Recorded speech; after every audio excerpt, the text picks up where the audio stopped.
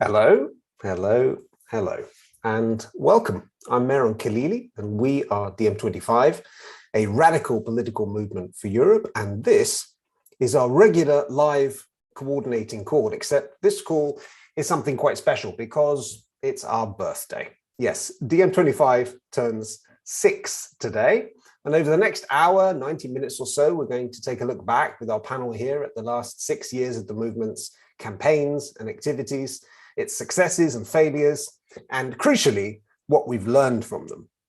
And then we're going to have a look forward at our future plans, from DiEM25's radical new manifesto and positioning to elections we're going to be competing in and everything in between. And of course, since this is live, you out there watching us on YouTube, please put your questions, comments, rants, concerns, anything you want to throw at us in the YouTube chat, and we'll get to it.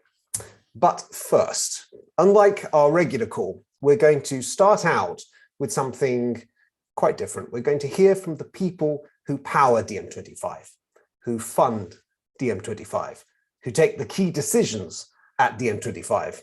And of course, I'm talking about our members.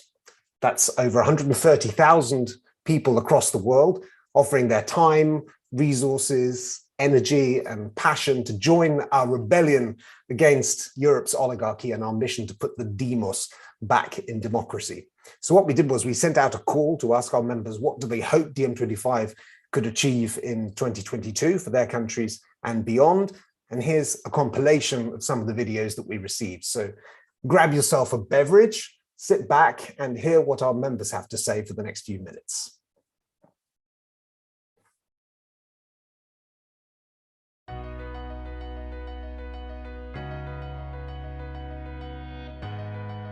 Spero che tutti noi avremo finalmente l'opportunità di poterci confrontare con i nostri avversari, così da poter finalmente smascherare le loro bugie, la loro ipocrisia. Od DiEM-a u 2022. godini očekujem ono zbog čega sam se i ušla u DiEM, a to je da ponudi sistemsku alternativu aktualnim politikama i ovdje u Srbiji i drugdje u svetu, jer smo svi zapravo deo jednog istog narativa. Básicamente para el 2022 lo que espero es que Europa, tanto Europa como la Unión Europea como España, seamos capaces de dar un discurso coherente, un discurso realmente de las bases, del suelo, de lo que necesita la gente, porque con esta pospandemia se han recortado muchos derechos civiles y esto la gente lo está integrando y va a seguir adaptándolo. Αυτό που θα ήθελα από το DiEM25 μέσα στο 2022 είναι να φημίσει περισσότερο κόσμο. Μέσα στο 2022 ελπίζω ότι το DiEM25 θα καταφέρει να προσεγγίσει περισσότερους νέους, θα τους κάνει να καταλάβουν τα προβλήματα που έχουν να αντιμετωπίσουν, τα δικαιώματά τους που χάνονται, δικαιώματα που κατακτήθηκαν με κόπο τις προηγούμενες γενιές και θα τους δώσει πίσω ξανά το όνειρο και την ελπίδα. Πραγματοποιώντας περισσότερες ανοιχτές διαδικασίες, αξιοποιώντας περισσότερο την επαφή με τη νέα γενιά και κυρίως χρησιμοποιώντας και τα δικά τους όπλα, όπως το Facebook και το Instagram, ελπίζω ότι το DiEM25 μέσα στο 2022 θα καταφέρει να εδραιώσει ένα ακόμα πιο ισχυρό κίνημα ευρωπαϊκής ριζοσπαστικοποίησης με την ισχυρή συμβολή της νεολαίας. Müssen es schaffen, die Menschen davon zu überzeugen, dass die derzeitige Situation nicht das Ende ist. Wir haben die Welt so geschaffen, wie sie ist, also haben wir auch die Macht, das zu verändern. Dafür muss DiEM25 noch viel größer werden und als Bewegung in aller Munde sein. Erst wenn das passiert, haben wir den nötigen Einfluss auf die politische Debatte.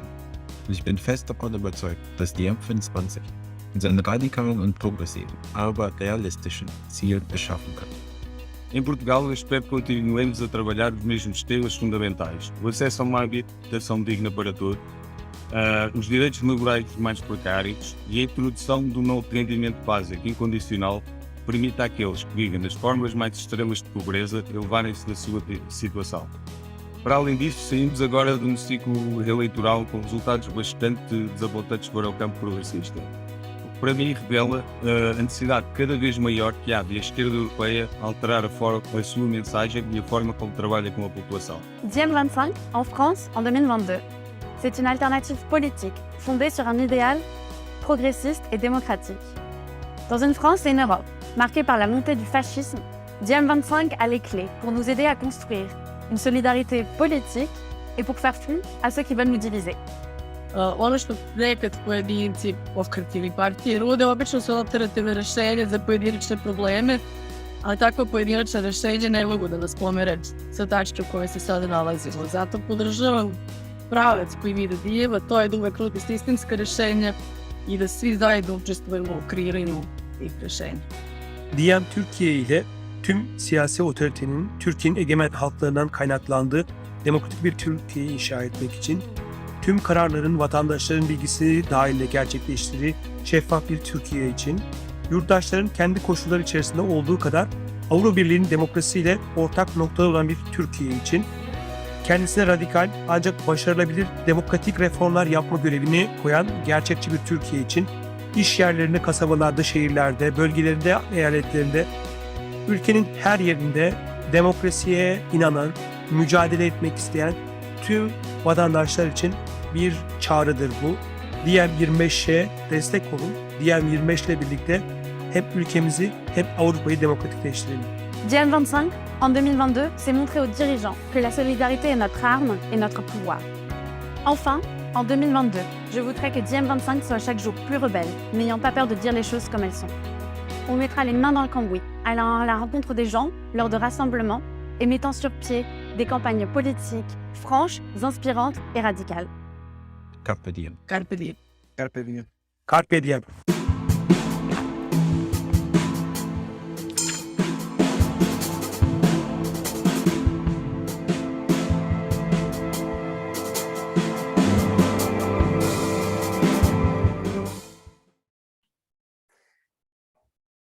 Great, and thank you to all the M25 members who sent in their videos. That was fantastic and some very important messages there. Okay, let's jump straight into our retrospective, and Srečko is going to kick us off, setting the scene, listing the political challenges over the last couple of years. Over to you, Srečko. Sretan rođendan, alles Gute zum Geburtstag. Happy birthday, DMers, and not only DMers, but also Ivana among us from the coordinating collective, who also has birthday today. It's a big day today, and I won't speak about the things which you perhaps expect me to speak of. So I will first say that life is beautiful. Of course, you could say, you know, it comes from a privileged position, but I'm really happy today that for the last 6 years, we have been building this movement that I was thinking about it today. Almost half of our life age was characterized now by the pandemic. And I think it's a big success that after 2 years of organizing mainly online, we are more powerful than ever, that we are coming back to streets, coming back to theaters, joining protests, developing further campaigns, policy papers. We entered one parliament, we will enter hopefully more parliaments. And I think it's a big day today. It's also, if you think about it, the age when children start to go to school, which is also very important. And also in that perspective, it shows that although these 6 years have been a long period for us, it really passed like very quickly, in a blink of an eye, as they say in Star Trek. And we are still here. As I said, we are more powerful than ever. Unfortunately, most of our predictions came true. Things are even worse than we have predicted. Remember that at the launch of Diem at Volksbühne in Berlin in 2016, we were warning that unless there is more democracy, unless there is more transparency, unless there is more investment into public infrastructure, Europe will continue to implode. Unless there is a different immigration policy, Europe will continue to slide towards more fascism and authoritarianism. If you look at Europe today, you will see that, unfortunately, we are in that situation. And also the situation in the rest of the world doesn't look better. But luckily, in the meantime, we have also founded the Progressive International. One of the first attempts in the 21st century, I would say, which is not just trying to build something like the World Social Forum or the usual gatherings of the usual suspects, but also build an infrastructure, which I think is the most important thing DiEM25 has built in the last 6 years. Besides the friendships, besides the love, the joy, and the struggle which we are taking together, we have built a very powerful, resistant infrastructure. And I think this is the most important thing. You have seen it in the introductory videos, you know, how many languages our people speak, how many members we have across Europe, how important it is actually that in this time, when everyone is returning to the nation state, that we are fighting for transnationalism, which was the beginning of DiEM, which I still think is one of the most important ideas, that across Europe we work together.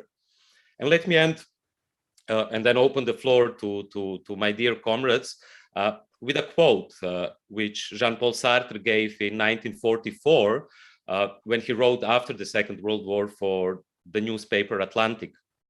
He said, "Never were we freer than during the occupation." And it's an interesting quote, and I think he's completely right. For instance, the citizens of Sarajevo, under another siege, the longest siege in modern history, were also never happier than under the occupation. I mean, it's enough to read about how theater was recreating resistance during the occupation of Sarajevo. And I think, luckily today, we are not under an occupation, but never have we been luckier than during the last 6 years in DiEM. I know maybe for some people it wasn't like that. We also had our troubles, we had our failures. We will speak about it tonight very openly. But I think what is important is precisely this togetherness, this collective organizing, which I think under a new occupation, which is coming, which in some parts of the world is already there, is so important. So Sretan Rođendan, happy birthday, and thanks everyone for being with us today. Thanks, Srećko. And for any of you out there who want to add your comments into the chat, I'm told that the chat is now open. Sorry, it wasn't open earlier. Okay, Eric Edmund, go for it. Thank you, Metan. Thank you, Srećko. Hello from very cold Göteborg in Sweden, where I've just arrived after being to Rome, which makes it even colder. I'll be meeting a few of our local members here in half an hour, so I apologize if you can hear a bossa nova soundtrack in the background. That's because I'm basically in a public space. What I would like to talk about a bit, stepping on what Srećko was saying, is sort of, you know, this quote, you know what people say, that if you think back to your past and you don't realize what an idiot you were, that probably means you're still an idiot. And maybe we weren't idiots in the past, maybe that's too strong a word, but I think it's equally important for us to look back and take note of our successes, to take heart, and at the same time talk about the things that didn't work as well, so that we can learn from those, well, let's call them mistakes.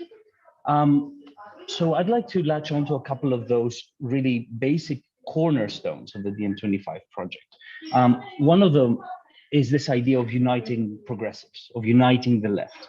Now, when we went in that direction, we realized with hindsight that we put the cart in front of the horse. And what do I mean by that? The idea of uniting progressives is not something that will happen by uniting sort of progressive institutions. It's not something that will happen by uniting political parties. That part of the political spectrum is not united because it doesn't want to be united. Everybody has their own political program, their own supporters, and first and foremost, their focus is based on those people. So if we really want to unite progressives, we need to unite progressive people. We need to unite the people that make up the left.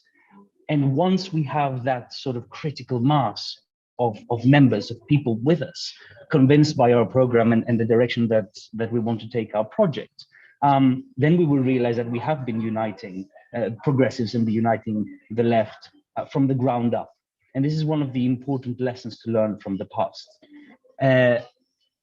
Another point is that we have had many European campaigns. You know, we've been supporting Julian Assange from a time when supporting Julian was not the most popular thing one could do. We've been under attack in the past and still are in many cases for supporting Julian. And it's heartening to see how the discourse has changed in later years around this topic.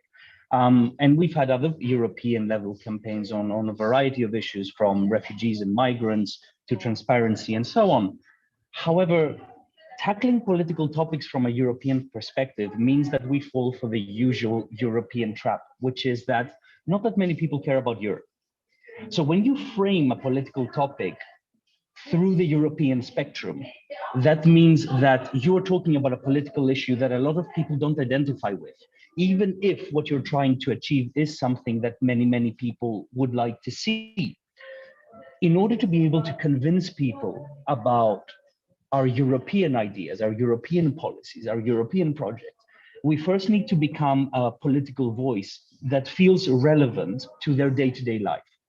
To the things that make up their understanding of politics, which is very often, local, national, municipal, and so on. Before we can have a relevant voice in those terms, people will not be ready to listen to what we have to say about things that are further removed from that reality, because we just will sound like we're out of touch with what they're going through.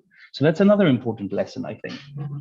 And that also has to do with something that we've often had, this academic and intellectual identity, a lot of focus on policy, speaking a certain academic language that sometimes might put some people off, or attract a certain sort of subgroup of society that doesn't represent the social whole. So at the same time, when you look at our past, you will see that our greatest successes have come from those cases where we really focused, like Srećko was saying, on our members, on our infrastructure, on our local groups, on our organizers, and we invested in them and gave them what they needed in order to push the DM ideas and push the DM vision into their own communities, into their own societies. And I think that really summarizes the main area in which I hope we will continue to work in 2022 and in many more years from today onwards. Thank you, Eric. Julia Moore from the UK. Hi, thank you, Miran. Happy birthday, everybody. Is my microphone okay, Miran? Yeah, we hear you loud and clear. Hi, hello, everybody. We wanted to flag up for our celebratory video this evening, our live stream this evening, the fact that DiEM25, mainly UK, but from the central team as well, have been involved in a very successful Your NHS Needs You campaign, which hit the digital sphere just before Christmas. It's focused and highlighted what we will know as the final stage of the breaking up of the national health system. Now, I'm aware that we have non-UK viewers this evening. Without wishing to turn this into a lecture, in simplicity, we have a national health system in this country which is free at the point of delivery, based on health need alone. And that has been under attack systematically since the 1970s, since the Thatcher era. We're all aware of that, of those politics.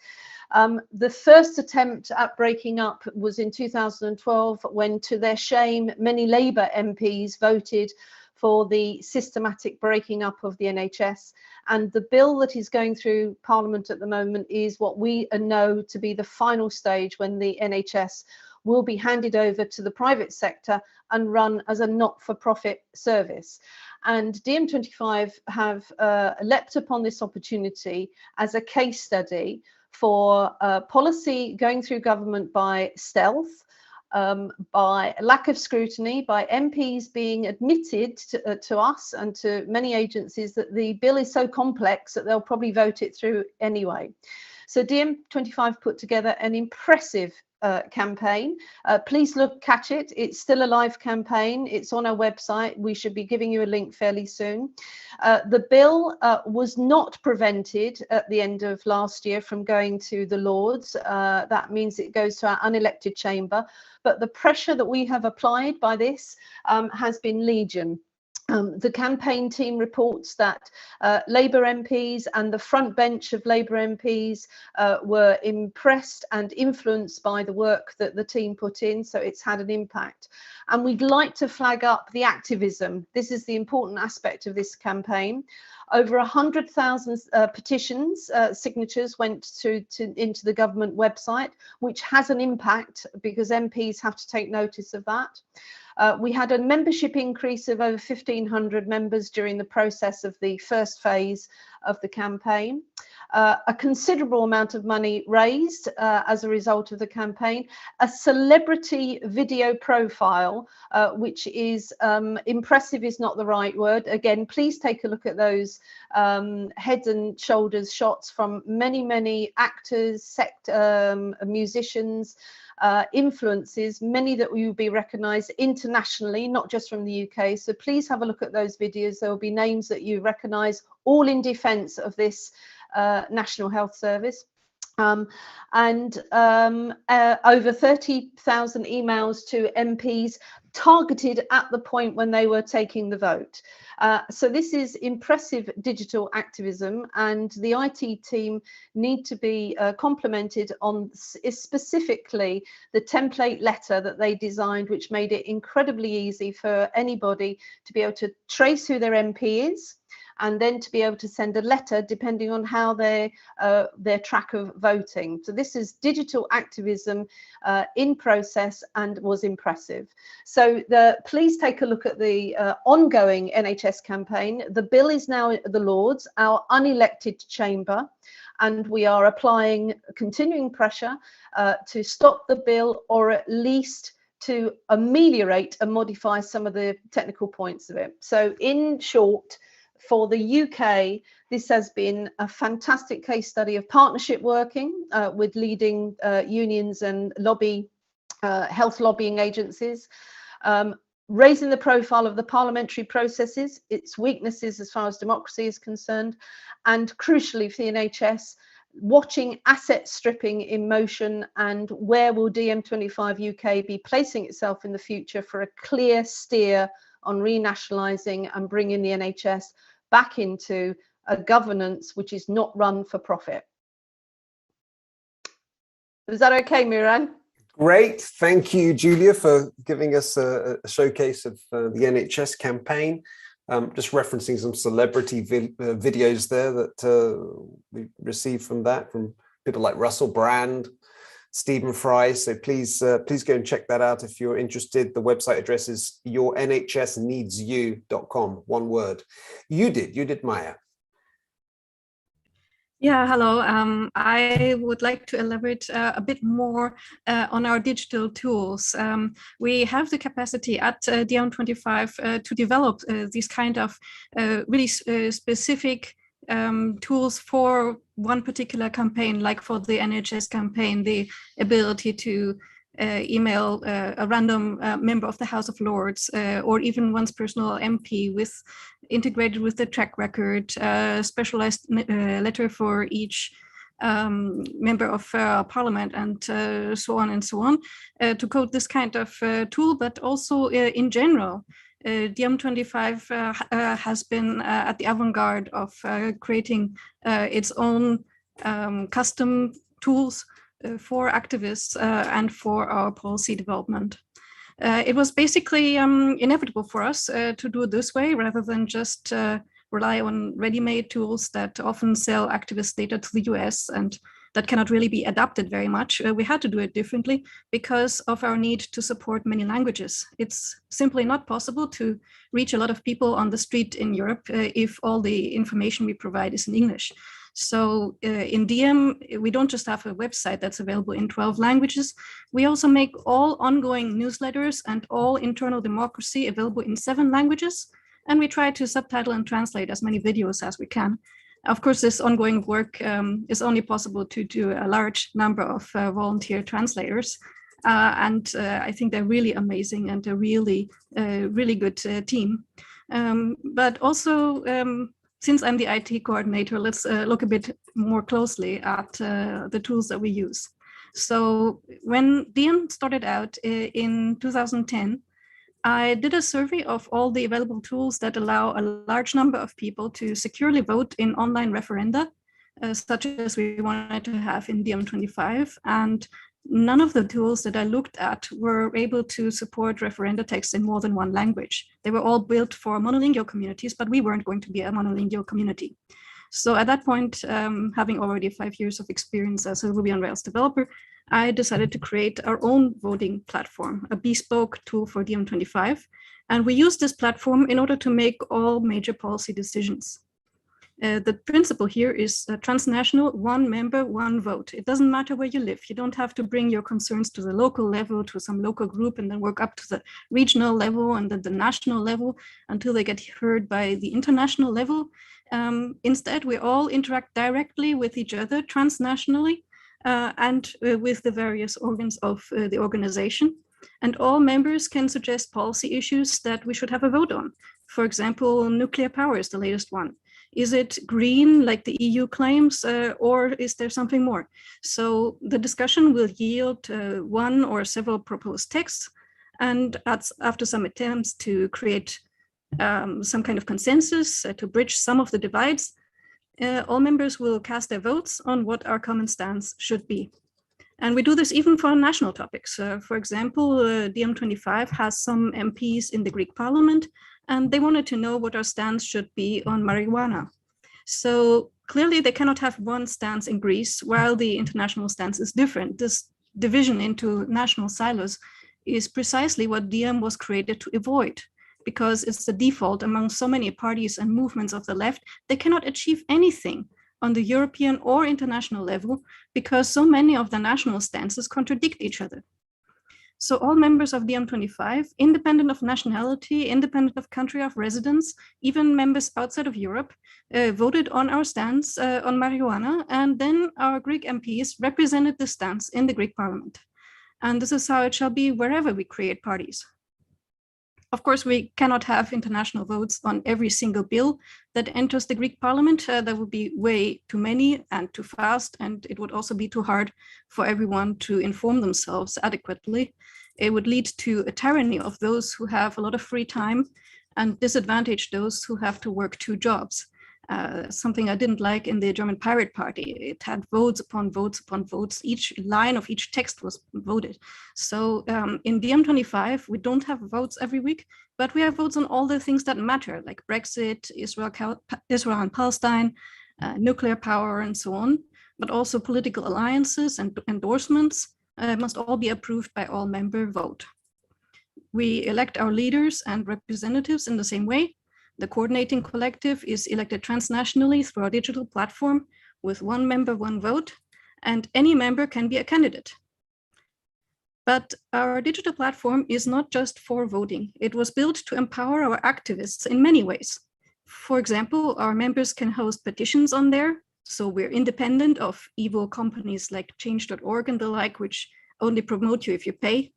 Members can have surveys and questionnaires. They can host and promote events. They can use the platform to crowdfund for their local projects. They can find members nearby. They can send their own newsletters to everyone in their city and so on.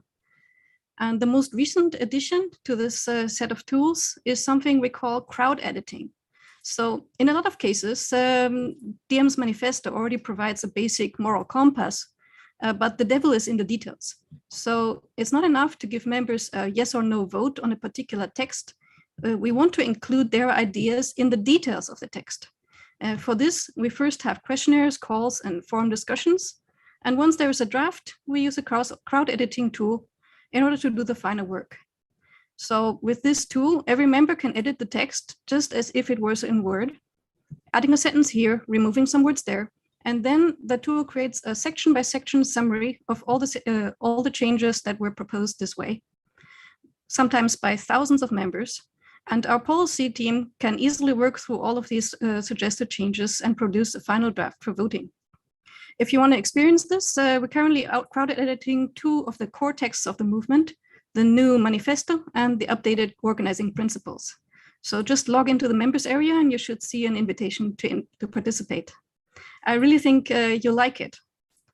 Now, not all of this was available from the start. And especially in the early years, we had too few coordinators and tools to enable everyone to contribute to the fullest. But by now, I think there's no other movement that has such a large array of bespoke tools for activists. Thank you, Judith. Couldn't agree more. Yanis. Let me cast your thought back to the Volksbühne Theater, where 6 years to this moment, we inaugurated DiEM25. It was a momentous event, at least for those of us who were there, and for many who followed us from home. Europe was in the midst of a massive crisis of legitimation, economic crisis. Millions and millions of Europeans were confined to the dustbin of history. Their homes were repossessed in Barcelona, in Athens, in Ireland. An air of discontent was poisoning the lungs of all Europeans, almost all Europeans, with the exception of the very, very, very few. It was in the midst of that gigantic manifestation of the crisis. Not the crisis has been ongoing, but this was the moment when everybody felt it, from Sweden to Portugal, from Ireland to Cyprus. DiEM25 stood up and confronted with our manifesto, with the very transnationality that Judith just mentioned. We confronted the lazy account that many had of what was going on. Remember, the account was there was a clash between the North and the South, the Germanys of Europe and the Greeces of Europe, the Hollands of Europe and the Italies of Europe. And you could see a wave of Euroscepticism on the one hand and fascism, just completely overwhelming the defenses of any progressive kind of thinking. There was a lot of lazy thinking. And the worst enemy of civilization at that time, and to this day, was this view that this was a clash between different people, between different nationalities, between the ants of the North and the grasshoppers of the South. And it was at that time that our manifesto, the one that we put our seal of approval on 6 years ago at the Volksbühne Theater, began with a completely different narrative, a liberating narrative, a narrative of hope and a narrative of activism. I shall read a few lines right from the top of the manifesto. For all their concerns with global competitiveness, migration and terrorism, today we would put in there the pandemic, only one prospect truly terrifies the powers of Europe: democracy. They speak in democracy's name, but only to deny, exercise, and suppress it in practice. For rule by Europe's peoples, government by the demos is their nightmare. This is how we began. And we continued, and I think that was an important analysis. At the heart of our disintegrating European Union, there lies a guilty deceit, a highly political, top-down, opaque decision-making process is presented as apolitical, technical, procedural, and neutral. Their purpose is to prevent Europeans from exercising democratic control over their money, finance, working conditions, and environment. You see what we did 6 years ago today with our manifesto, with DiEM25.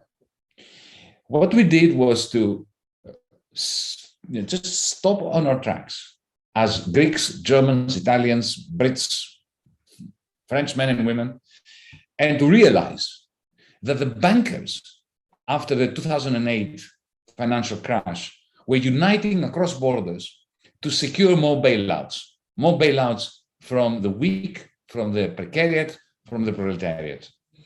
And Europe's political rulers were conspiring. They were in cahoots with one another, the Greek ones and the Germans ones, the British ones and the German and the French ones. They were conspiring to make the many pay for the bailouts of the very, very few. Fascists were rearing their ugly heads because they were the only, if you think about it, the only real opposition to this concentrated power of the bourgeoisie across Europe.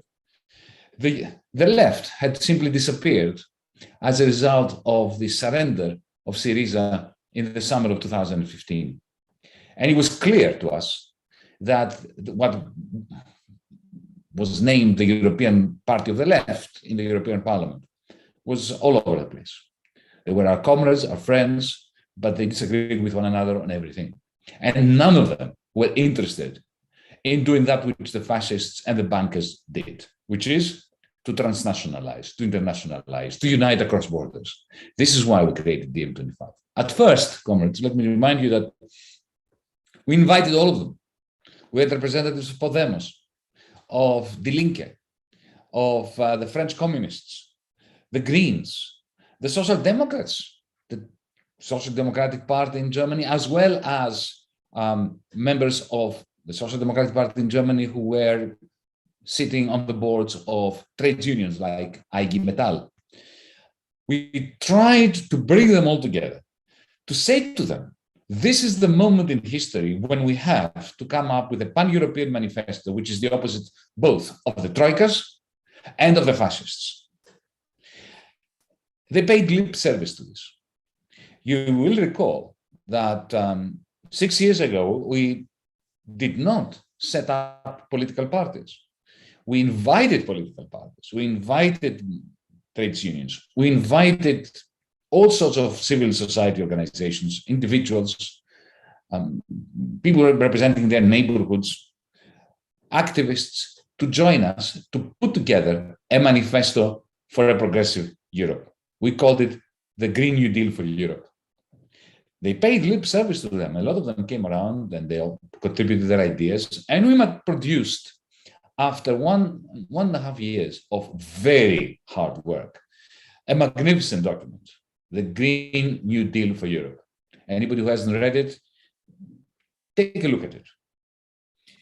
It inspires with its radicality and its common sense and its technocratic efficiency, all wrapped up in one.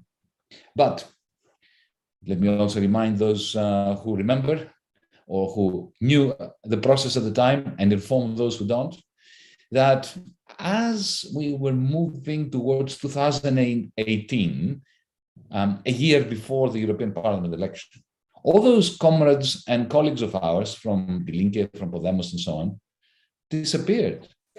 They were not interested in a common agenda. Why? Because they were in disagreement with one another within their own parties. In Die Linke, they were completely split. Half of them wanted to leave the euro, the others didn't. They didn't want a common European agenda. Podemos had a policy of not having a policy on Europe, which was catastrophic. The reason why Podemos is becoming relevant is because they refused to take us up on the offer of providing them with a machinery that was necessary to come up with a Podemos policy on Europe. At that point, we realized that since without a progressive left-wing, socialist, green, liberal in the good sense of liberal, of pro-freedom, liberational agenda for Europe, the left would simply disappear, which is exactly what happened in the European Parliament election. So in the end, at the last moment, we decided, okay, we will throw caution to the wind and we will run elections. And we created the European Spring together with very small parties around Europe that saw the importance of what we were attempting. And we ran in 7-8 countries under the banner of the European Spring. It was a DiEM25 initiative. In the end, we gathered around 1.5 million votes, which is very small in one sense compared to the size of the European electorate, but on the other hand, it's a major achievement. Think of the fact that I think the total budget we had for running the European Parliament election was something like 60,000 euros, less than what a candidate for a local government election usually spends. We spend that across Europe, and we got 1.5 million votes. So yes, it's a double-edged sword. It's a glass which is half full, half empty. It was a failure and a major success at once. A month later, we managed to enter with Mera25, our political party here in Greece, Greece's parliament. But the one message, I think, that the last 6 years is sending to each one of us and to Europeans at large is this. Our policy of constructive disobedience and transnationalism is the only way forward. Transnationalism, Judith explained it perfectly. We run in local elections, in regional elections, in national elections, in European elections, but we run as one across Europe. We do not have a Greek party and an Italian party and a German party. We have one movement that has parties in order to contest these elections. And together, whether we are Germans, Slovaks, Swedes, Irish, Brits, and we care about Brexit. By the way, small parenthesis here, we fought very hard and very well across Britain against Brexit, but without falling prey to the divisions between Remainers and Brexiteers. We were the voice of reason in that attempt to stop, on the one hand, the hard Remainers, the Blairites, from portraying Europe as the best thing since sliced bread, and of the Brexiteers who wanted to weaponize racism and nativism and Trumpism in the United Kingdom, who claimed that the European Union was the worst thing in the world, and independent from the European Union, Britain would be the best thing in the world. We ran a fantastic campaign across Britain, and we played a very unifying role after we lost the referendum. I close the parenthesis. So transnationalism and constructive disobedience. What does constructive disobedience mean? And this is how I end. Constructive disobedience means to say no to the oligarchy. It means to say no to the Troika.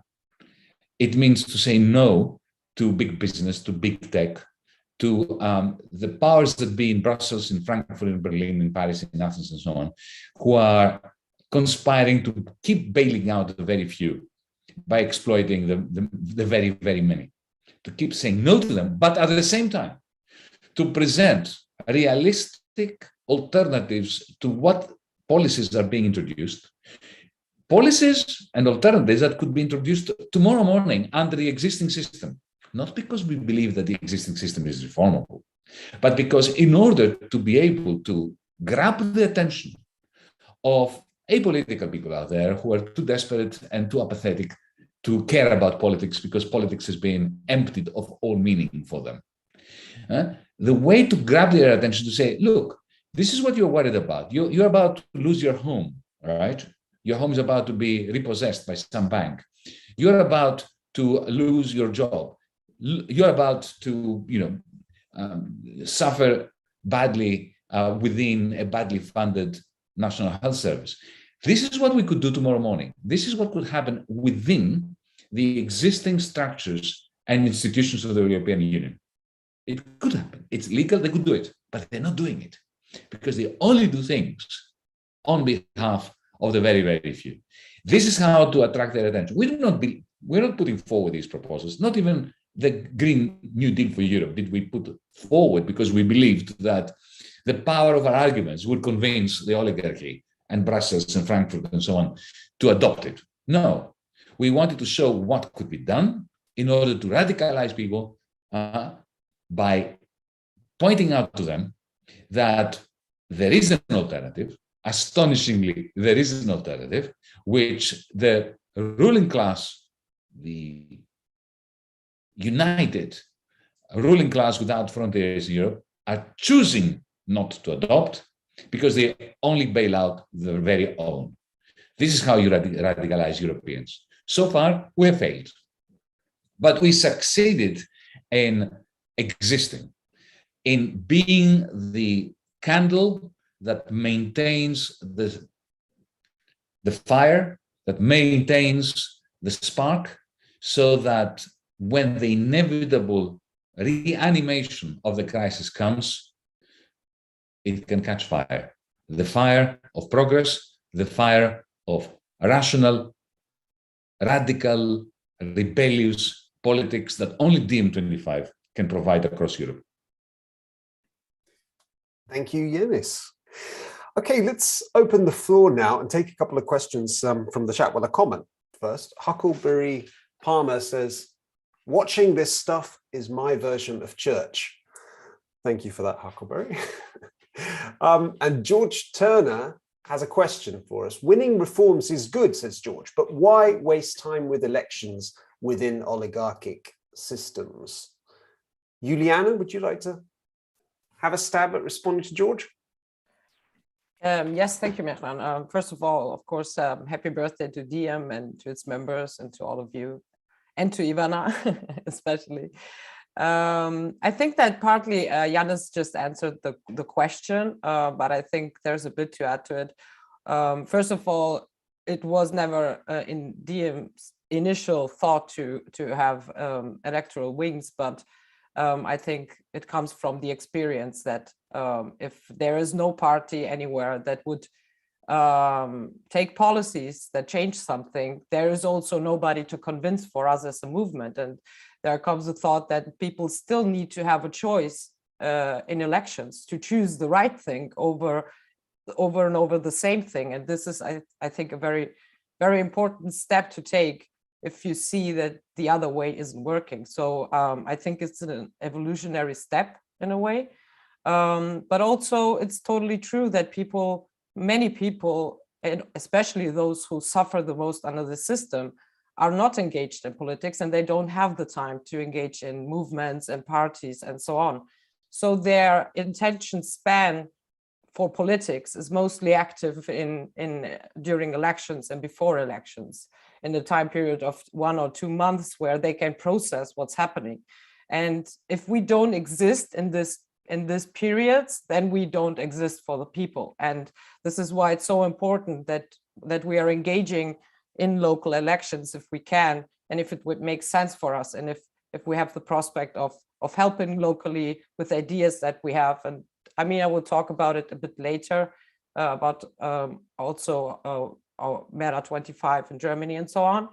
But yeah, this is a part of it. And the last thing I want to add is that it's also about empowering people locally. So there are many examples of little changes that were made through petitions locally. People can change something in their area if they engage together in their community and in solidarity. But solidarity is really rare in these times because everyone is so loaded with their own problems. So I think it's also a way for us to be there as an alternative, as a party, but also to help people to understand that there are solutions which they can choose and we can offer, and which can help them locally or nationally and so on. Thanks, Juliana. A quick question from Joe. Does DiEM25 have any plans in Norway? Eric is doing a tour of Scandinavia now, but he's just had to go for a member meeting. Johannes, perhaps? Would you like to respond to what I can quickly jump in. Not very prepared for Norway. I've recently heard of a small exciting party that is called RED or Rød that entered parliament there. Nice little example also to look into what other little forces are doing around the continent. For us, I think we had active local groups in Norway before, and we would be happy for everyone watching us from Norway to join DiEM25, reach out to us, set up a local group, maybe starting in Oslo, and then take it from there, as we are always doing in DiEM25, building from the ground. And volunteer at diem25.org if someone is in need of help on how to do that. Let's do it. Great. Thanks. So Joe, write to volunteer at diem25.org and we can move it forward. Okay, lots of other questions coming in, but we'll come back to them at the end of the next section. Ivana Nenadovic, whose birthday it also is today, is going to have a few words to close this section. Go on, Ivana. Thank you, and happy anniversary, and thank you for the birthday wishes, which was one of the reasons why I paid attention when Diem was founded on my birthday at the theater, and I'm coming from a theater background. And when I read the manifesto, I thought this is like somebody wrote what I always thought. And because I'm coming from Serbia, a non-EU country, this gave me a perspective that if potentially by 2025, there were many Diem parties in EU Parliament, now that would be the EU to join versus dysfunctional European Union that we have now, and this transnationality in Diem's DNA is something that drew me to it. Since I was there from the beginning, first as a grassroots member from Belgrade local collective, and then I started to navigate my way through Diem's organizational and democratic structure. I think that one of the lessons learned that we were talking about at the beginning was that Diem was a little bit difficult to navigate once you enter and you want to get engaged and volunteer. So over the past year, especially, we have simplified the ways that our members can get engaged, that can join areas of work that are now well supported and coordinated by the Pan-European team. We have amazing volunteers that are helping us with all of translations to European languages that we use in Diem. People like forum moderators, translators, graphic designers, IT team, and so on. We are also organizing and supporting campaigns that you can join, or you can come up with your own, some local issue that outrages you, and apply for our campaign accelerator, for example, and we would support your campaign. So as our procedures to get engaged are being simplified, we are also being or wanting to be more active on the ground. So I would invite you all to figure out how you can make impact on the ground. What is it that you can do to help us bring the hope and vision with the compassion that Diem is offering. Carpe diem. Thanks, Ivana. Okay, let's move to the next part of this now, where we're going to look forward and see what's happening over the coming year and what our goals are now. We'll kick off with Amir Kiai, our policy coordinator. Go for it, Amir. Thanks so much, Mehran, and quite inspiring already this past hour or so of talks and looking back on where we've come from and how we're going to move forward from here on. And transnational policy development is, of course, is part of our core infrastructure of the movement, and it provides the support towards mobilization and also organization of our members and the general public in seeing the systematic alternatives that do exist out there. So we are, in a sense, fighting on a day-to-day basis the notion of there is no alternative. So TINA does not exist, according to us, of course. And these policy proposals and policy documents are a composition of stances that are developed from a grassroots point of view by the members. And of course, we have some experts that create the blueprint towards a just and radical transformation of our society. So public has already seen our program on social environmental program, Green Deal for Europe, as well as our proposals to fight the technological oligopoly and loss of privacy in our technological sovereignty papers. And adding to this year will be our policies on migration, peace and international policy, which also deals with disarmament and colonialism, as well as a liberating narrative on our post-capitalist future.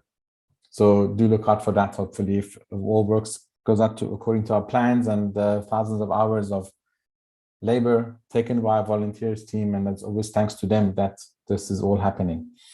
But these are not the only topics that we, of course, are working on as a policy team. These other topics include gender, health, education, arts and culture, etc.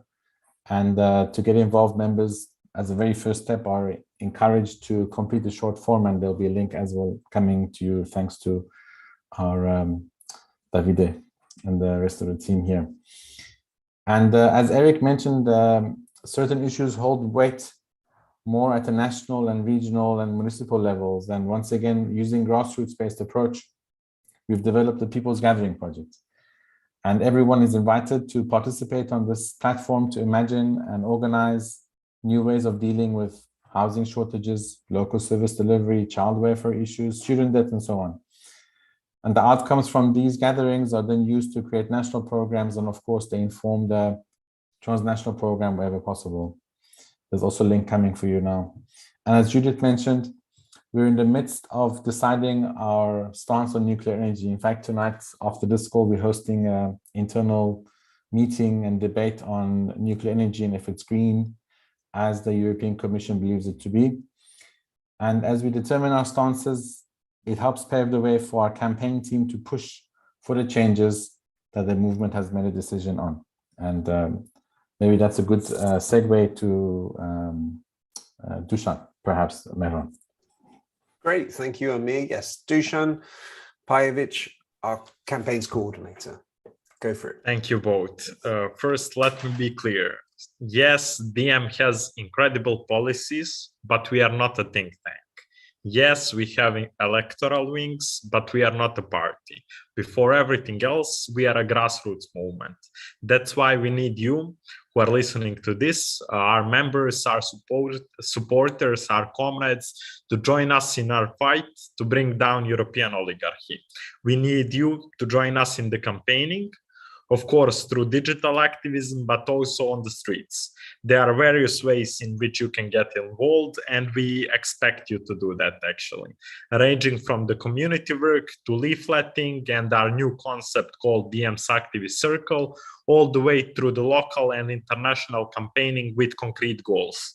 If you have something that outrages you in your local or national community, reach out to us, and we are going to help you to set up a campaign to our campaign accelerator process. In the near future, we will do that with our comrades in Netherlands to form an anti-fascist campaign, and with our comrades in Portugal to form anti-green receipts campaign. As you heard twice before, when Amir said that, and when Judith said that, when it comes to international and pan-European campaigning, we are preparing something big. European Commission wants to claim gas and nuclear as green energy sources, and I'm deeply against that. But we need to hear your voice and your vote. Are we going to campaign just against gas or against both nuclear and gas? That's why we are having a debate on nuclear today after this call with our internal members, and next week on our live stream. And please join us and then decide through our all-member vote. Bottom line, if you are truly an activist who wants to do some grassroots work, join us and help us bring down the oligarchy. We have monthly activist calls, first Wednesday of the month, and campaigning calls last Wednesday of the month, and I truly hope to see you there. Also, let me just send big regards to the members of the team that's behind me, campaigning team, Amir and Lucas, who are already here, but also Antonia, Daphne, and Mikal. We definitely couldn't have done that without them and without our volunteers who appear on regular calls like Zoe, Hugo, George, and many others. Sorry for those who I didn't name. We don't have time for that, but we are with you in our hearts. Happy anniversary all, and even a happy birthday once again. Thanks, Dusan. Juliana, our German electoral bid and what we're going to be up to. Yes, thank you. So the party in Germany is Mera25, was founded since last November. But it actually wasn't the first party in Germany, because we already participated in the European elections 2019, and Yanis already explained that we had the European Spring back then, but now this is a completely new chapter. And of course, after 3 months, there is still a foundation that needs to be built. I think we are almost finished that, but there are still structures that we need to build, and we are welcoming new members every month, slowly but surely. And I'm very excited, because I think the really important news for everyone is that we all see that once people get in contact with us, once they see content from us or they meet us on the street, most people are very, very positive. Of course, there's always this question of, does it really make sense? Because small parties and have little chances. But I think that, with lots of motivation, we can convince other people, and we can convince also each other and ourselves that there has to be a way where we can start to change something, and that's what democracy is for. So if I'm not able to change something in the area I live, then there's something wrong with, and we know that in Diem as well, that's why Diem exists, is that democracy at this point doesn't work well for the many. And so it's really about getting the power back and empowering people who join the party. This is, I think, as a group, we decided that we want this to be our DNA, to be a party about having a great program and great policies, but not being disconnected from the reason why we exist and from the reason why these policies exist. So now for us, the biggest task is really to get to people who are really tired of politics and who don't believe either in movements or in elections, who think we are just doomed to suffer forever. And it's a lot of work that has much more to do with being a human being and understanding that there are ways where we can fight for our own struggle, which is also a big part of what we're trying to do with our first little campaign in North Rhine-Westphalia in the next weeks. We are trying to really find local issues where we can help also to change something locally with the people that have the issues, and not just, as Dusan said, we are not a think tank that just thinks we know better what's good for the people locally, but we're really trying to find ways to make it possible for people to join the party, to be candidates, and to fight for their own struggle.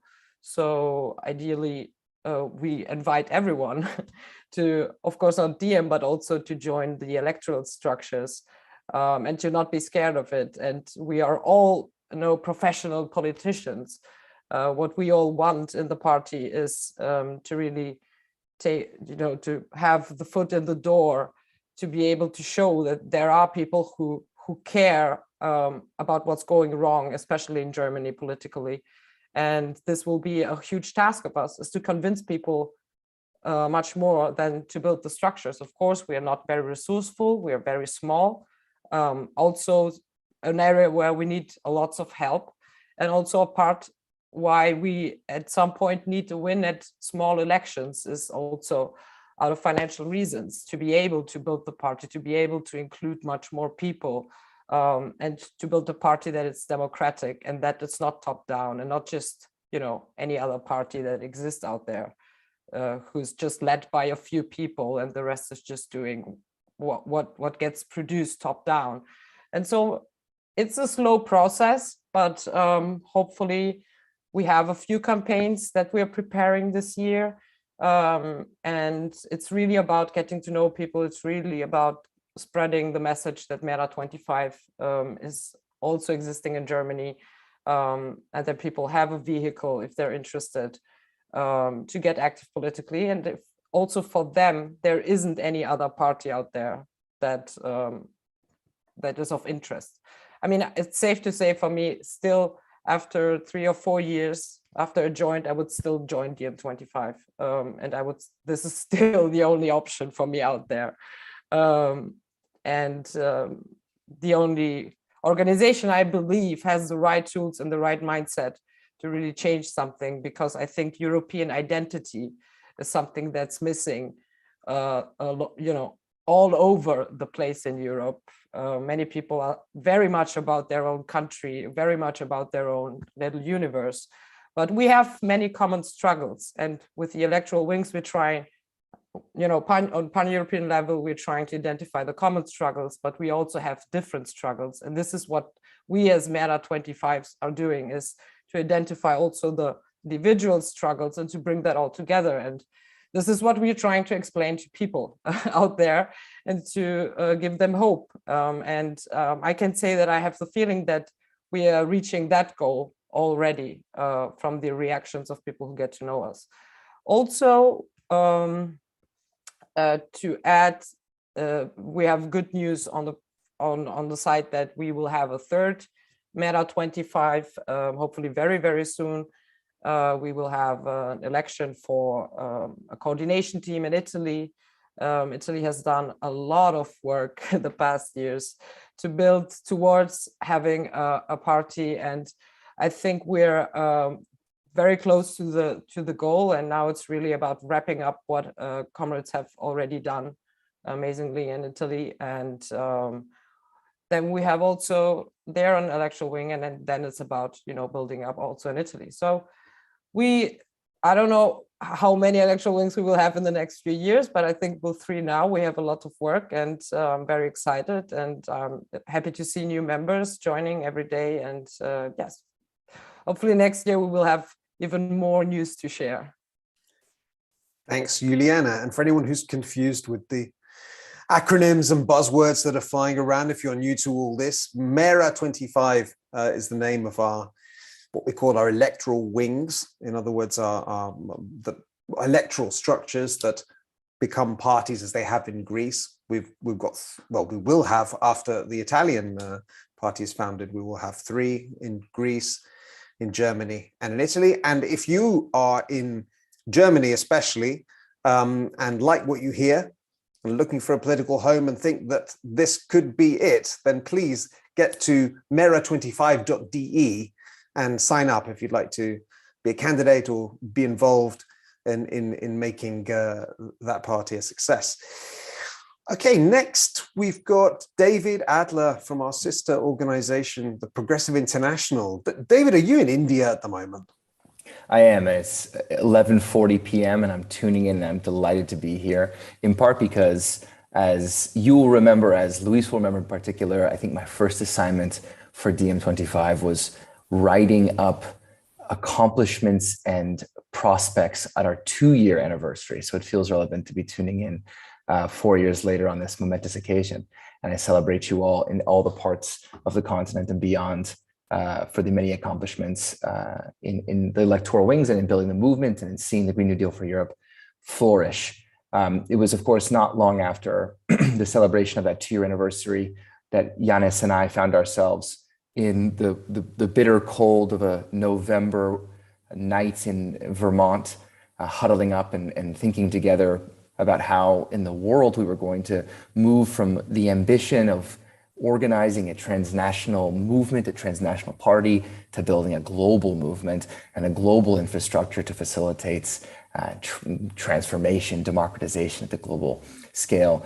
And yet, in the time since, in those 3.5 years, we've seen the Progressive International flourish alongside DiEM25, moving from just a crazy idea to over 120 members representing over 200 million people around the world, with a tremendous advisory council of 80 intellectuals, political figures, representatives, trade unionists who represent incredible movements and parties, trade unions across all continents around the world.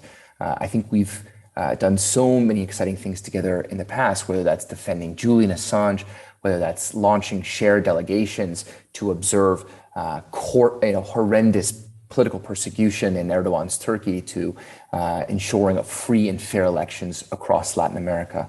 And it's that work that we're taking into this new year, 2022, together, where we have a lot of exciting work between DiEM25 and the Progressive International, campaigns that we'll be rolling out in the coming days and weeks. I don't want to get ahead of ourselves, but campaigns that are deeply relevant to some of the core priorities in DiEM25, whether that's defending the rights of refugees and ending the genocide on the Mediterranean, to ensuring that these issues of democratization and authoritarianism inside the European Union are confronted head on, not solely from inside the Brussels bubble, by people across the continent with the support of so many millions around the world. So I feel very lucky and fortunate myself and very proud of what we've built together. We're very excited about what DiEM represents around the world. You know, in part of my capacity, working as general coordinator of the PI, I have the chance to be here in India and other places around the world where I get asked really often about, you know, what is DiEM and how they can learn from this really innovative transnational movement. So many of these actors we work with have deep experience organizing at local levels, at state levels, at national levels, but there's deep in experience and a kind of fear of what it might mean to go beyond the nation state, to think courageously, to build a kind of internationalist vision and plan of action that comes so naturally to this incredible group here in the CC and all the people who are watching on our live stream. So I think I'm here to transmit the admiration and the hope of so many people around the world who looked at DiEM as an example of what it might mean to break free from traditional shackles of political organizing and think beyond the nation state, the scale at which we confront our crises, but also to express, and from a personal capacity and on behalf of the Progressive International, a real excitement about the work that we can do, that we need to do, not only in Europe, in the shared campaigns that we're planning to launch in the coming weeks and days, but also the importance of your solidarities and, you know, DiEM's courage in standing up for the causes that are important to our members, our partners, our allies and friends in the Global South, for whom your tweets and statements, banners and marches are really critical and mean a lot in their daily lives, and as well to the struggles that are important in their parliaments and on their streets. So with that, I thank you personally. I'm very grateful for the opportunity to have worked with you all, not only inside DiEM25, but in the sister organization, as Mehran mentioned, and express my profound enthusiasm and excitement for the days and weeks ahead, when I think we'll be rolling out stuff that is exciting for all DiEM25 members, and a real opportunity to get even more involved in the work of the PI as friends and members of both of these sister organizations. So congratulations on the 6th anniversary, and Carpe Diem. Thanks, David. And if you're interested in the Progressive International, check it out. Progressive.international is the website address. Let's take some questions from the chat now. Arctic Taz has a question. I love the idea that art can be an important part of activism, but how do you do art that is radically democratic? Who would like to speak to this question? Perhaps someone who's connected to DiEM Voice or Meta, to talk about how DiEM25 merges art and activism. Perhaps, no? Shall I start calling on people? Maya, would you like to speak about that? Yes, I would happily speak a little bit. I'll be short. A good thing that happened when we met, when we had this coordinating collective met in Athens with the Meta team, is that we decided in a way, because DiEM Voice was in a way, we can say, arts and culture program that focused on bringing arts and politics together. And we had a show called DiEM Voice, which has been running now for, I think, a year. I'm not good, but Kit can maybe tell me if it was longer than a year. And we had a lot of interesting guests. And now our vision is that Meta would be, in a way, as all the other things in DiEM, it would be transnational. So we would have a program concerning arts and cultures in a way, artivism, as we like to call it, which would, of course, have their own little, as we can say, the parties will have parts of it in the countries, but at the end, it will be a thing that will be, I could say, international. And during the next few months, we will do a merging of Meta and Voice. We will introduce a new show, which will be at the end of this month or the beginning of the next month, where we will talk more about it. We will have a lot of interesting programs, of course, and maybe about Meta, maybe Kit can say something more about the whole project. No? Okay, well, I think this can be enough for the beginning, but we will talk a little bit more on our first Meta show, which will be on, and you will, of course, all be informed about it. Thanks, Maya.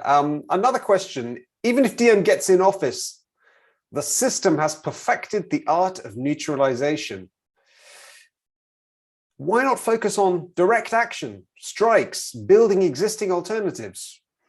I think that's what we're doing, but perhaps Dusan, you want to take this, campaign coordinator? Absolutely. Yeah, the thing is that we see electoral wings only as one of our tools. It's not the tool that we are using. We will do all of the other actions that you expect from us and we expect from our members. So civil disobedience, direct action, people's assemblies, pressure campaigns, and electoral fight. One doesn't go without the other. Of course, for that, we need members, as I said in my speech before. So if you are willing to do such actions, please join us and directly contact me and we will think of something. We are in the process of really developing our strategy and tactics for effective activism. That counts civil disobedience and that counts pressure campaign as well. We are closely collaborating between movement part of our movement of DiEM25 and our wings Mera 25s. So we are in some kind of synergy going to produce the best result we can get. Thank you, Dusan. Hope that answered your question.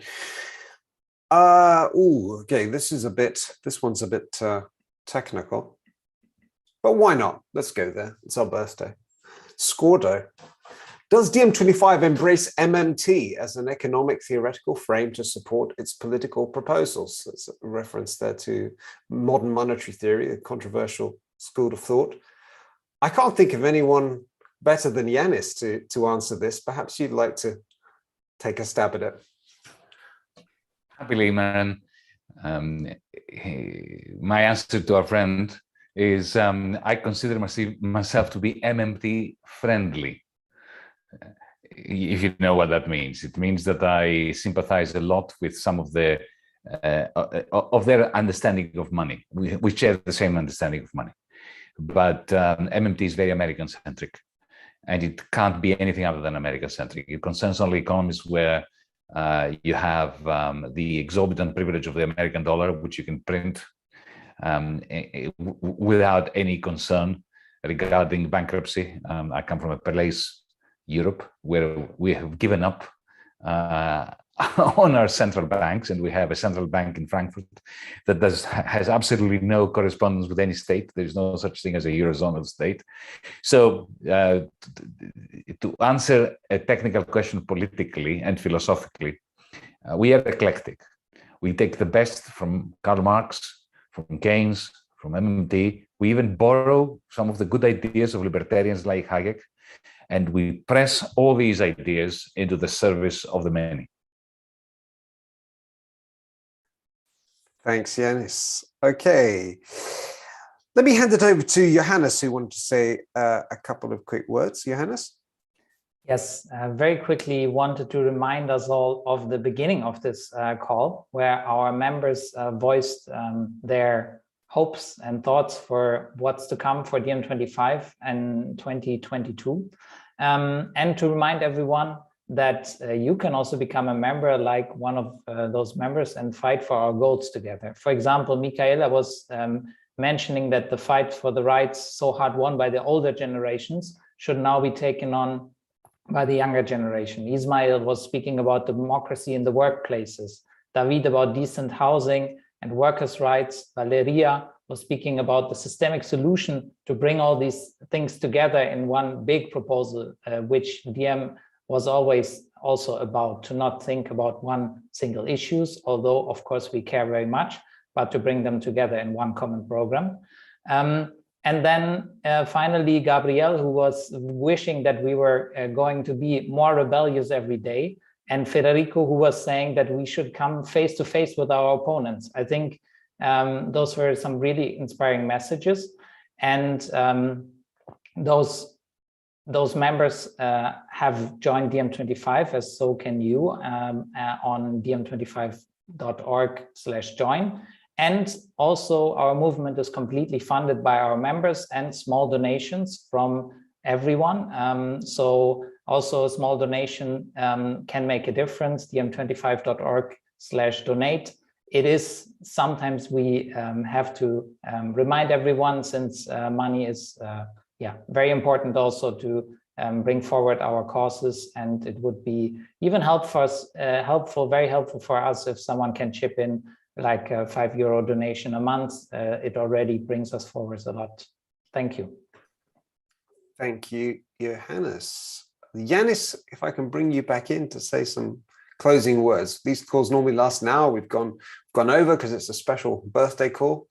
But yeah, floor is yours. Well, thanks, Meron. Thank you for chairing so brilliantly, not just this meeting, but all the previous ones. A big thanks to everybody watching, to our members, to our activists, to our organizers over the years. The task has been enormous, and you have been magnificent in pursuing it.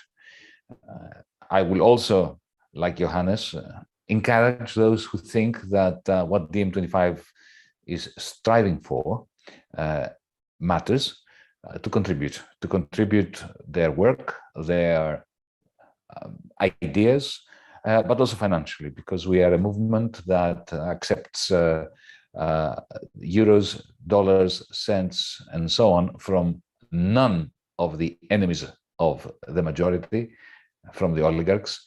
It's only from our members.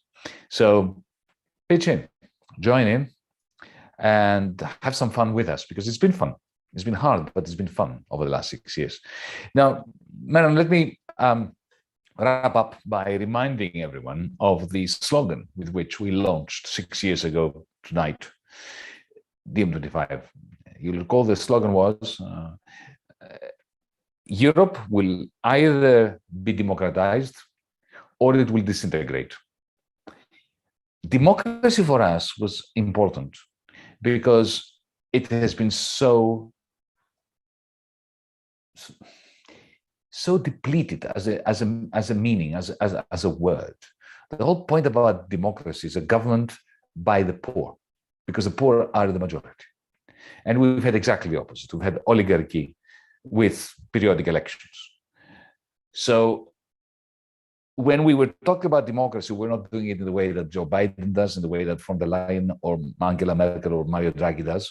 We meant democracy as a radical project that has never, ever been realized, and which is furthest away than almost ever at the moment. Europe was in the clasps of a major crisis of its own making, of its own ruling class, a crisis that continues to this very day, worsening and manifesting itself in a variety of ways.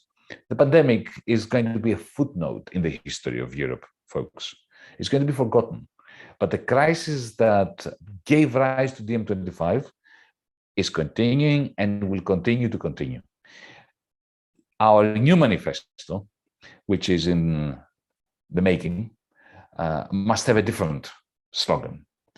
The one that the CCA is proposing is that Europe will be democratized once its oligarchy is overthrown. It's already disintegrating. We can see that. We used to have a north-south divide. Now we have a west-east divide, where divisions everywhere within our own countries.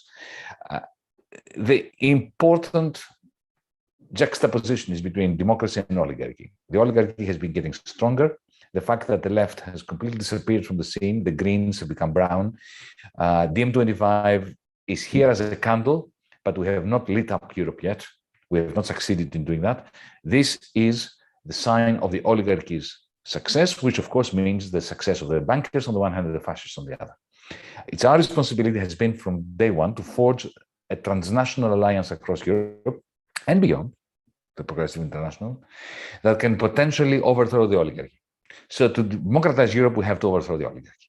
The crisis is a crisis of the oligarchy, which the oligarchy weaponizes in order to enhance its own power, extractive power, over nature and over society. The European Central Bank at the moment is the only thing that keeps Europe together. But it is a machine that simply cannot provide European oligarchic capitalism, which I call techno-feudalism, doesn't really matter what we call it. It cannot provide it with the demand for the goods and services that it could produce. It cannot provide it with the investment in the things that Europe needs, either green energy or good quality jobs. It is simply a continent that is falling behind China. It is falling behind the United States. The crisis that gave rise to DiEM25, don't let anyone tell you that it is subsiding. It is getting worse. And the result is a combination of post-democracy and post-fascism. I think that Italy is a fantastic example. Look at Italy. Italy has a prime minister that is simultaneously the most popular prime minister in the history of Italy, and somebody who, if he stood as prime minister tomorrow, would not be elected. This is a contradiction that that captures the meaning of post-democracy. In Germany, we have a new government that is already unpopular. Angela Merkel at least was a leader with a certain degree of authority. Europe is completely leaderless. The only thing that leads Europe now is the interests of an oligarchy whose interests are in complete opposition to the viability of the European Union, to the viability of European markets, European societies, European communities. This is what we need to do. Now, our Green New Deal for Europe was indeed a fantastic program of transition. It would not save Europe. It would be a stepping stone towards a progressive agenda, towards a post-capitalism. We already live in post-capitalist times. This is what we have now is really not capitalism. It depends on state money, European Central Bank money, and on platforms that have taken over the markets like Amazon and so on, Deliveroo and Precariat and all that.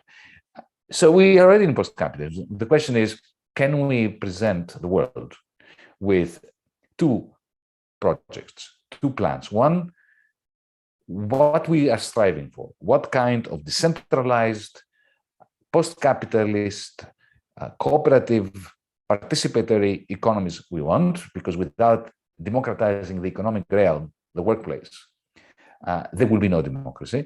And a second plan for how to get there. The Green New Deal is a plan for getting there. It is not a plan for saving capitalism so that we can have more capitalist crises like the ones that have jeopardized society and nature. Now, to do this, DiEM25 is going to be very flexible. You can see that in countries like the United Kingdom, we're not setting up a political party, but DiEM25 is bringing together progressives from within the Labour Party, the ones who survive this awful leadership of Keir Starmer, with Labour members that left the party, people who were never in the Labour Party, the Green Party, socialists, ecologists, feminists, and so on. We are doing a remarkable job, and Julia mentioned before the Save the National Health Service campaign. Where we need to operate as a movement, we shall operate only as a movement, like in the United Kingdom. In other places like Germany, Greece, Italy, we are setting up political parties. In Greece, we are very advanced in this. In Germany, we're advanced. In Italy, we're getting there. These are the different tools within our toolkit for creating an agenda, both for the transition, the Green New Deal, and where the transition must lead to a kind of, let me put it this way, a liberal, in the good sense of the word liberal, in the sense of freedom, combining freedom with sustainability, a green high investment in technologies that liberate and not simply are used for the purposes of creating very, very rich people that surveying everybody else, a kind of liberal, green, socialism, communism, call it what you may. This must be our plan. We haven't developed it. We have developed the Green New Deal. We need to develop a plan for a seriously progressive, radical, rebellious post-capitalism. And remember, comrades, traditional parties of the left, the ones that exist today, traditional green parties, especially the ones who are in government in Germany, limit themselves to tampering with the prevailing oligarchic system. To say, we'll make some improvements here and some improvements there. We'll give a little bit more money to the pensioners here, a little bit more money to the National Health Service.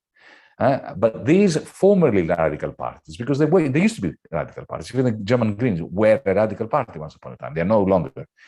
Today, these parties make a virtue of avoiding grand visions, like the one that I just referred to, the idea of a progressive, democratized economic space post-capitalism. And they concentrate instead on providing, of offering themselves to the oligarchy as better managers of the oligarchy. And before they get into government, you know what they need to do. They need to convince the oligarchy that there are no threat to the oligarchy. DiEM25, we are not in this business. We are going to be the nightmare of the oligarchy. So carpe diem. Thank you, Yanis. And if you'd like to join us and be part of the nightmare of the oligarchy, join us to be part of a nightmare. That doesn't sound great. Let's reframe. If you'd like to join us. Sounds pretty good to me. Anything that gives the oligarchy and the fascists a nightmare is a dream. Is a dream for humanity. Okay. If you'd like to join us and be part of the nightmare and the other side of the coin, the dream, please join us. It's diem25.org is the address.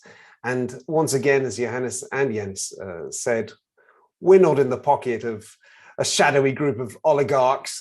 We answer to no one but our members who fund us 100%. We're 100% funded by small donors, people giving us €5 a month and upwards. So if you can't get involved, then please help us that way. It goes a long way. And the address in that case is diem25.org/donate. So we're going to leave it there. Thank you so much for joining us, you guys out there, and for all your comments and questions. The next call will be on the 15th. So that's next Tuesday. We'll be back to our Tuesday evening schedule at 6 p.m. CET, where we'll be talking about nuclear energy. Until then, take care